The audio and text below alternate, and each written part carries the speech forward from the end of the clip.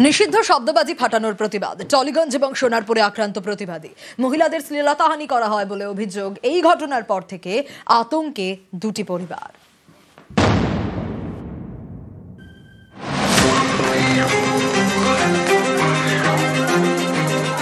নিষিদ্ধ শব্দবাজি ফাটানোর প্রতিবাদ করায় মারধর, বাড়ি ঢুকে ভাঙচুর। এ ছবি টালিগঞ্জের।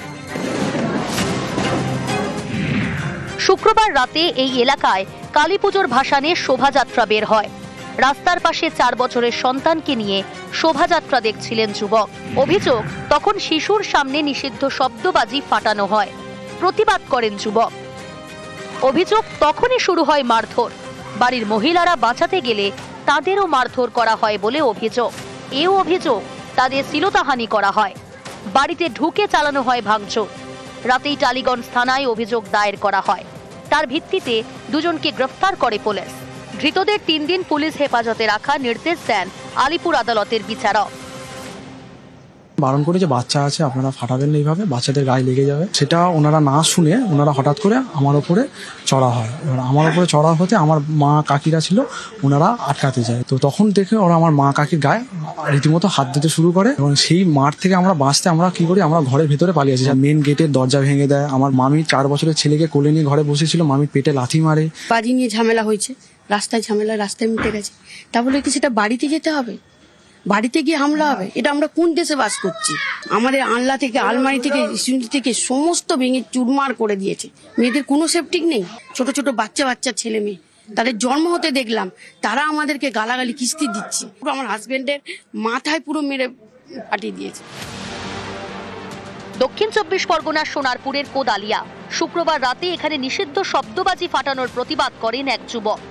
এ নিয়ে প্রতিবেশীর সঙ্গে বচসা। প্রতিবাদীকে বেধড়ক মারধর করা হয় বলেও অভিযোগ। স্বামীকে বাঁচাতে গিয়ে আক্রান্ত হন স্ত্রী। তার শ্লীলতাহানি করা হয় বলেও অভিযোগ। এই ঘটনায় সোনারপুর থানায় নালিশ জানান দম্পতি। বোম ফোম ফাটাচ্ছি, যদি বোমা টোমা লাগে তাহলে কিন্তু আমরা এর কোনো দায়ী নেবো না। পরে একটা বোমা ছুড়লো, আমার পায়ে পুরো এসে লাগলো, পায়ে ফোসকা পড়ে গেছে, আমার এখনো দাগ আছে। আর বললো, এটা কি তোর বাপের রাস্তা? তারপরে আমার ওয়াইফ বেরিয়ে আর জিনিসটা ভিডিও রেকর্ডিং করতে গিয়ে ওকে প্রচন্ড ভাবে মারা হয়। হ্যাঁ, থানায় জানানো হয়েছে, লিখিত দেওয়া হয়েছে। নিউজ 18 বাংলা।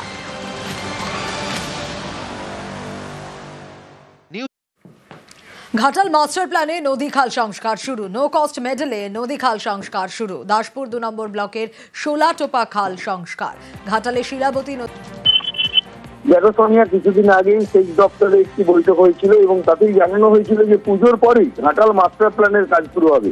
আর সেই মতোই কিন্তু ঘাটাল মাস্টার প্ল্যানের কাজ শুরু হয়েছে, যেটা নদী খনন, অর্থাৎ ঘাটাল মহকুমার বিভিন্ন এলাকায় বিস্তীর্ণ জায়গাতে নদী এবং খাল রয়েছে, প্রায় 36টি নদী এবং খাল। সেই সংস্কারের কাজ শুরু হয়েছে এবং যার মধ্যে দাসপুর 2 নম্বর ব্লকের শোলাটোপা খাল, সেই খাল সংস্কার কাজ শুরু হয়েছে এবং দাসপুর 1 নম্বর ব্লকের যে শিলাবতী এবং ঘাটালের উপর দিয়ে শিলাবতী বয়ে গিয়েছে, সেই খালও কিন্তু সংস্কারের কাজ শুরু হয়েছে। এক কথায় খাল সংস্কার এবং নদী সংস্কারের কাজ শুরু হয়েছে। এরপরে কিন্তু একাধিক নদী এবং খাল সংস্কার করা হবে, যেটা সেচ দপ্তর সূত্রে খবর যে খুব দ্রুত গতিতে এই ঘাটাল মাস্টার প্ল্যানের কাজ করা হবে এবং 2028 সালের মধ্যেই কিন্তু এই ঘাটাল মাস্টার প্ল্যানের কাজ সম্পূর্ণরূপে শেষ হবে। সোনিয়া, বেশ। ঘাটাল মাস্টার প্ল্যানের কাজ আজকে আমাদের দাসপুর 7 অঞ্চলের সিমলা হল থেকে শুরু হলো। আমাদের কাজটা হবে রামদেবপুর থেকে বন্দর পর্যন্ত। এখান থেকে পরপর কাজ হতে যাবে, যেহেতু আজকে বন্দরের দিকে এখন জলটা বেশি আছে, উপর থেকে কাজটা শুরু হবে। মিডিল পজিশন আজকে এটা সিমলা হল, দাসপুরের 7 অঞ্চলের আমাদের ড্রেজিং এর কাজ শুরু হলো আজকে। ঘাটাল মাস্টার প্ল্যানের নদী এবং খাল খননের কাজ শুরু হয়ে গেল। আজকে দাসপুর 1-এর শিলাবতী নদী 23 কিলোমিটার খনন হবে, শুরু হয়ে গেল। ওদিকে দাসপুর 2 নম্বর ব্লকে শোলাটোপা খাল খননের কাজ শুরু হয়ে গেল 14.7 কিলোমিটার। সেচ দপ্তরের যে নিয়ম অনুযায়ী তারা যেটা ঘোষণা করেছেন 36টা টোটাল নদী এবং খাল খনন হবে। ঘাটালবাসীর বাঁচার, পরিত্রাণ পাওয়ার একমাত্র পথ ঘাটাল মাস্টার প্ল্যান শুরু হয়ে গেল। দাসপুর 2 ব্লকে 16টোপা খাল, সেটা সংস্কারের কাজ, মানে রেজিংয়ের কাজ, তার যে প্রিলিমিনারি পরিষ্কার পরিচ্ছন্নের কাজ শুরু হয়েছে। এবং দাসপুর 1 ব্লকে রাজনগর জিপিতে ওখানে শিলাবতীর যে নিম্নতম কোন পোর্শনটা আছে সেখানেও কিন্তু পরিষ্কার পরিচ্ছন্নের কাজ শুরু হয়েছে, রেজিংয়ের কাজ শুরু হবে। তো শিলাবতী এবং বিভিন্ন খাল এই মাস্টার প্ল্যানের সঙ্গে যুক্ত, সেগুলো খনন করা হবে। খানাকুলের ছবিটা আপনাদের দেখিয়েছিলাম, আরো একবার দেখাই। বিঘার পর বিঘা জমি একেবারে জলমগ্ন, বৃষ্টি আর তার সঙ্গে ডিভিসির জল, তাতে বিপদ বেড়েছিল এখানকার মানুষজনের। আমরা খবর দেখাই সমস্যা সমাধানের জন্য, আর খবর দেখানোর ঠিক 72 ঘন্টা তার মধ্যেই ব্যবস্থা নেওয়া হয়েছে। আমরা নিউজ 18 বাংলা খবর দেখাই সমস্যা সমাধানের জন্য, এটা আরো একটা প্রমাণ।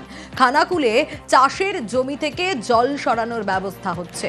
আরো বিস্তারিত শুভদীপ জানাতে পারবে। শুভদীপ, খবর দেখানোর 72 ঘন্টার মধ্যেই তৎপরতা।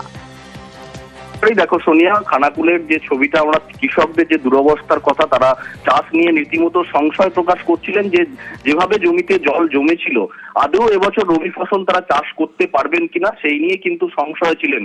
যদিও সেই খবর বুধবার আমরা দেখিয়েছিলাম এবং তারপরে কিন্তু তৎপর হয়েছে ব্লক প্রশাসন থেকে সেচ দপ্তর। ইতিমধ্যেই কিন্তু খানাকুলের যে অরোরা খাল রয়েছে সেই খালের পাশেই নালা কেটে জেসিপি দিয়ে নালা কাটার কাজ শুরু হয়েছে, যাতে জমির যে জল জমে আছে সেই জলটা পাস করা যায় এবং জমিগুলো থেকে জল বেরিয়ে গেলেই কিন্তু কয়েকদিনের মধ্যেই চাষিরা যাতে চাষ শুরু করতে পারেন সেই ব্যবস্থাই কিন্তু করার কাজ শুরু করেছে। এবং এর জন্য কিন্তু চাষিরা খুবই আপ্লুত এবং তারা অনেকটাই দুশ্চিন্তা মুক্ত যে জল নেমে গেলে তারা রবি ফসল চাষ করতে পারবেন। এর জন্য যেমন চ্যানেলকেও ধন্যবাদ জানিয়েছেন এবং প্রশাসনের কাজেও কিন্তু খানাকুলের বিস্তীর্ণ এলাকার চাষিরা খুশি। সোনিয়া, আমাদের ওই যে বাঁধগুলো হয়েছে, বাঁধের মধ্যে যা ঘেরা পড়ে গেছে, এর ফলে আমাদের রবি চাষ থেকে ধান, মানে যেসব আমন ধান এসব চাষ করতে আমাদের খুবই এবছর চাষিদের দুর্দশায় পড়তে হচ্ছে আর কি। এই জল না নামলে আমাদের এবছর খুবই চাষ থেকে আমাদের মানে যাকে বলা বিদায়। স্বপনবাবু মাধ্যমে আমাদের যে প্রশাসনের গতিতে যে কাজটা আগামীকাল থেকে আরম্ভ করলো, এটা যাই হোক আমাদের ভালো লাগলো, কিন্তু জলটা যাতে আরো গতিতে নামানো হয় সে চেষ্টা আরো মানে চেষ্টায় রাখছি। প্রশাসন যাই হোক কাজ শুরু করেছে, আমাদের বেশ ভালো লাগছে। এখানকার চাষিরা আমাকে যে বাঁধ কাটানোর কথা বলে, আমি সঙ্গে সঙ্গে BDO, OC, irrigation, SDO, executive officer, মন্ত্রী মহোদয়, সমস্ত ডিএম থেকে আরম্ভ করে এসপি থেকে সকলকে জানানোর পর সঙ্গে সঙ্গে কালকে আমাদের ইরিগেশনের এক্সিকিউটিভ এসছিলেন, আজকে কাজ আরম্ভ হয়ে গেছে।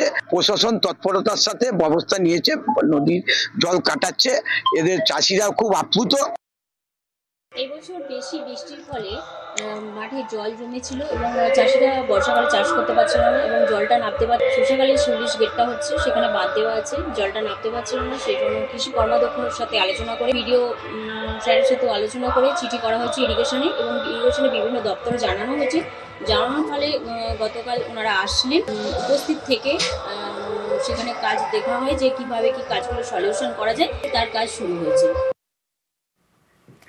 জাতীয় সড়কে দলছুট দাতাল, ছবি দেখাবো। পর্যটকদের গাড়ির সামনে হাতি, গরুমারা জাতীয় উদ্যানের ঘটনা। বেশ কিছুক্ষণ যান চলাচল স্তব্ধ হয়ে যায়। আরো বিস্তারিত জানবো রকির কাছ থেকে। রকি, পর্যটকদের গাড়ির সামনে হাতি চলে আসে। সোনিয়া, পর্যটকদের গাড়ির সামনে জাতীয় সড়ক দখল করে দাঁড়িয়ে পড়লো একটি দলছুট দাতাল হাতি, আর যার জেরে কিন্তু থমকে গেল যান চলাচল। ঘটনাটি ঘটেছে লাটাগুড়ি গামী যে জাতীয় সড়ক রয়েছে গরুমারা জাতীয় উদ্যানের মাঝ দিয়ে, সেই রাস্তা দিয়ে যখন পর্যটকদের গাড়ি ও অন্যান্য গাড়ি চলাচল করছে, আচমকা একটি দলছুট দাতাল হাতি রাস্তার উপরে উঠে আসে এবং রাস্তার উপরে শটাং দাঁড়িয়ে পড়ে।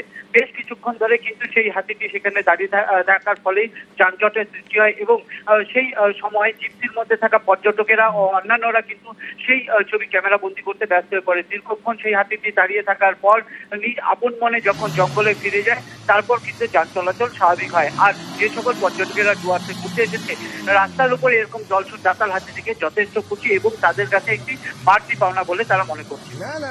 বেশ,